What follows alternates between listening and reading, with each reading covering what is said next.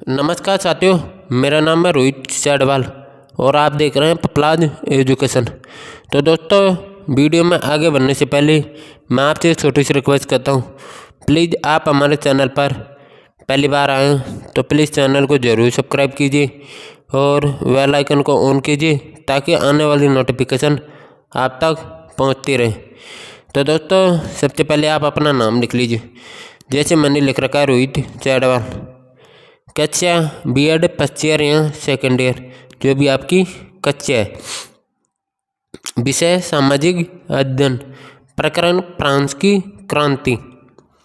दिनांक में आप लिख लीजिएगा, जिस दिन आप स्कूल या कॉलेज में आप प्रस्तावना कौशल पढ़ाओगे उस दिन के आप इसमें दिनांक लिख लीजिएगा। कालांश पहला, दूसरा, तीसरा, चौथा, जो भी आपका कालांश है वो आप अपने अनुसार लिख लीजिएगा। कक्षा 9, समय 5 से 7 मिनट। तो दोस्तों, प्रस्तावना कौशल का जो समय होता है वो 5 से 7 मिनट का ही होता है, इस बात का विशेष ध्यान रखिएगा। क्रम संख्या के अंतर्गत हम प्रश्नों की क्रम संख्या लिख देंगे। छात्र अध्यापक क्रिया के अंतर्गत हम प्रश्न लिख देंगे और विद्यार्थी क्रिया के अंतर्गत हम उत्तर लिख देंगे और कौशल घटक के अंतर्गत हम कौशल घटक लिख देंगे। तो दोस्तों, कौशल घटक मैं आपको वीडियो के लास्ट में बताऊँगा, आप वहाँ से लिख लेना। पहला प्रश्न हम बच्चों से पूछेंगे, हम किस देश में रहते हैं? तो बच्चा बताएगा भारत देश में। क्या बताएगा? भारत देश में। दूसरा प्रश्न हम बच्चों से पूछेंगे, भारतीय संविधान में पंथ निरपेक्ष शब्द का प्रयोग किसके स्थान पर किया गया? भारतीय संविधान में पंथ निरपेक्ष शब्द का प्रयोग किसके स्थान पर किया गया? तो बच्चा बताएगा धर्म निरपेक्ष के स्थान पर। तीसरा प्रश्न हम बच्चों से पूछेंगे, धर्मनिरपेक्ष राज्य की स्थापना सर्वप्रथम किस देश में हुई? तो बच्चा बताएगा अमेरिका। क्या बताएगा? अमेरिका।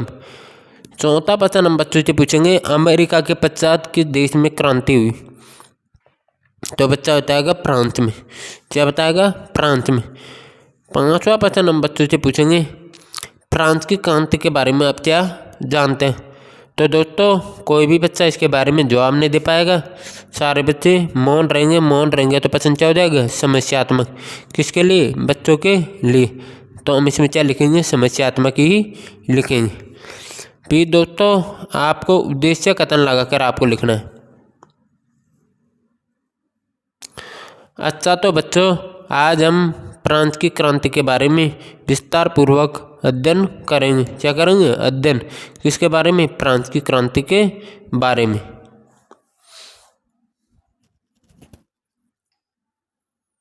दोस्तों, वहाँ पर जगह खाली नहीं थी, इसलिए मैंने प्रस्तावना कौशल आपको लास्ट में बता रहा हूँ, आप यहाँ से लिख लेना।